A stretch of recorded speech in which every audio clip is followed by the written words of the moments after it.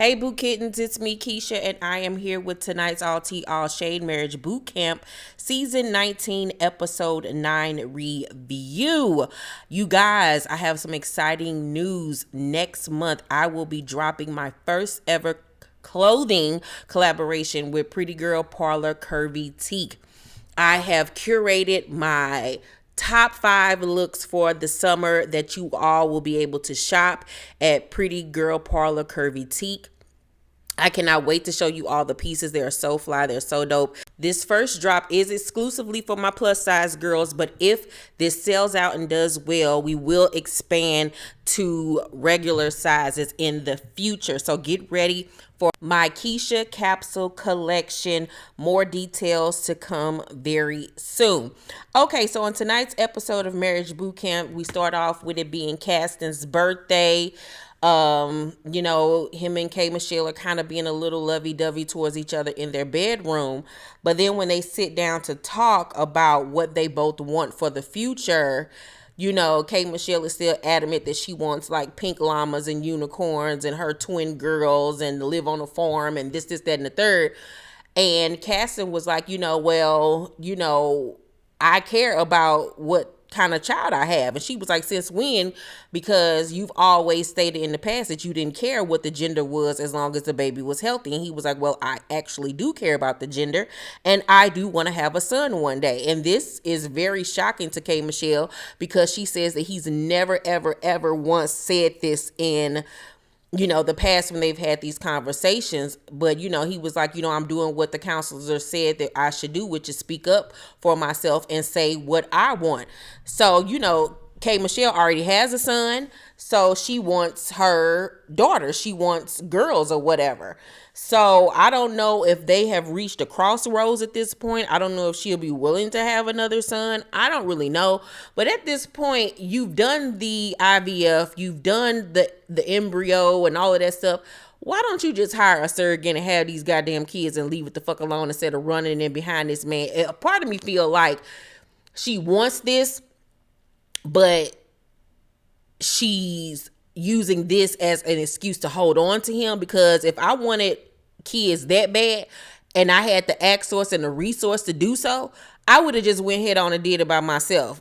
Having a father around be damned. Now, I don't know if this is because, I think her son's father is in his life. I can't remember. Or maybe it's just because she doesn't want to be a single mom again. I don't know. But the way she goes on about these twins that we have been hearing about for the last 6-7 years, I just would think that she would have just went head on and did it by herself by now. So then we get to the producers trying to set up for the polygraph test in the couple's rooms. And when they go into Gangsta Boo and Emmett's room and they're moving around some stuff, they come across a baggie of either cocaine or they said it could be meth. And so they bring Dr. Ish in with the head producer, and sure enough, it's Contraband. And Gangsta Boo is outside the room like, I need to get in my room, I need to get my stuff, I got this jewelry box in there with my jewelry, I didn't know all this was going to be going on, I need my stuff, somebody get my jewelry box, somebody get my jewelry box. Now mind you, the contraband that they found was near this jewelry box, like hidden behind it or whatever. So she's freaking out about, get me my jewelry box, my jewelry is in her, if my shit come up missing, it's gonna be a problem. Like, she is freaking the fuck out, which makes her look hella guilty. So Dr. Ish asks to speak to her and Emmett alone, and he confronts them about what he found. And Gangsta Boo immediately says she don't know what he's talking about. She becomes a defensive. She done. I'm ready to go. I already know y'all going to make me leave. I don't know what y'all talking about. It ain't mine. Like, she is just freaking the fuck out, saying y'all accusing me of stuff. He was like, I didn't accuse you of anything. I just asked you a question. Like, you could tell, like, she was seriously freaking out that she was A, gonna get caught, and B, she wanted her stuff because she was having, a fit. Like, she needed a hit real quick. So Emmett is just sitting there like, what in the hell is going on? And so Emmett like, why are you such in a rush to leave? Like, it's our last day. Like, we've come this far. Like, what are you doing? Like, chill out. And she was like, no, because they're going to make us leave. We got to leave, right? And Dr. Ish was like, yeah, you have to leave. Like, we found, drugs on our premises and we cannot allow that or whatever. See, so she was like, see, we got to go. And Dr. Ish was very remorseful, like, I'm sorry this had to happen, but we cannot have drugs in the house. So he actually gives Gangsta Boo an envelope with, information on where she could get help. And, she takes it out of his hand, but she's saying there's some bullshit, this, that, and the third. So, as they're leaving out, Gangsta Boo like storms off or whatever, and Dr. Ish lags behind with Emmett and was basically like, what is going on? And Emmett was like, you already know what it is. Like, so that was Emmett's way of, basically confessing that yes, it was drugs and yes, it was hers. So back upstairs in the room, Gangsta Boo is still freaking out, still being defensive, going off and everything. And she's yelling at Emmett, do you not have any empathy for me at all? You act like you believe them over me. And he was like, I believe you. Like, calm down. Like, you can tell, like, his head is just spinning because he wasn't expecting this. I don't know if he didn't know that she used drugs at all, or maybe it was a thing of she used in the past and told him that she had stopped and now he's caught her and she doesn't, want to upset him or disappoint him because she's supposed to be clean. But you could tell like his mind was just really fucked up behind everything that was going on. So she's hooping and hollering, it's a fucking lie, you believe them, and da da da da da. And Polar Emmett was just trying to get along to go along. They need to break up because she's way too controlling. She doesn't respect him. And she got her own demons that she needs to work on, which is her substance abuse problem. It's sad because you could tell that she was embarrassed because now the world knows that she has an issue. Hopefully after seeing herself on camera, she will want to get help, because it could lead to other things. Hopefully it hasn't. But, it's really sad that that's where her life has gone down that road of using it. I mean, it looks like Emmett could have used in the past too as well. Maybe they used to use together. Maybe he's been clean. I don't know, but it's just really sad. And they had to leave the program. So Dr. Ish finally goes downstairs with the group and lets them know what just happened and how they have to leave. And everybody is just shocked and like, I cannot believe this just happened. Everybody just feels like, Gangsta Boo and Emmett were such a big part of the house and how an integral part of their group is now missing. And, it kind of puts a really big damper on the day. So then we go back up to Gangsta Boo and Emmett in the room, and she crying because she wants him to believe her. But in the confessional after they leave the house, she low-key admits that, it was contraband, and she was like, I got issues, I got to work, on things or whatever.